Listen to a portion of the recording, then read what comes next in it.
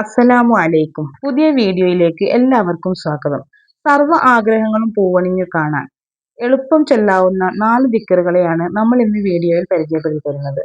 Video share ചെയ്യാനും like ചെയ്യാനും ആരും മറന്നു പോകരുത്. എല്ലാവരിലേക്കും സ്നേഹത്തോടെ ഉണർത്തുന്നു. നമ്മുടെ സുപ്രധാന ആവശ്യങ്ങൾ വളരെ വേഗത്തിൽ നിറവേറ്റാനുള്ള 4 ദിക്റുകളെയാണ് നാം ഇന്നിവിടെ പരിചയപ്പെടുത്തുന്നത്. സുബഹി നിസ്കാര ശേഷം നാം സാധാരണ ചൊല്ലുന്ന ദിക്റുകൾ ഒക്കെ ചൊല്ലിയ ശേഷമോ അല്ലെങ്കിൽ അതിനു മുമ്പായി എങ്ങനെയും ആകാം ഇത് ചൊല്ലേണ്ടത്. സുബഹി നിസ്കാര ശേഷം കിബിലയിലേക്ക് തിരിഞ്ഞുകൊണ്ട് ഈ പറയുന്ന 4 ഇസ്മുകൾ ആത്മാർത്ഥമായി ചൊല്ലുക. യാ വഹാബ് 100 തവണ ചൊല്ലുക. സർവദാതാവ് അത്യുദാരൻ എന്നാണ് ഇതിനർത്ഥമാക്കുന്നത്. അടുത്തതായിട്ട് യാ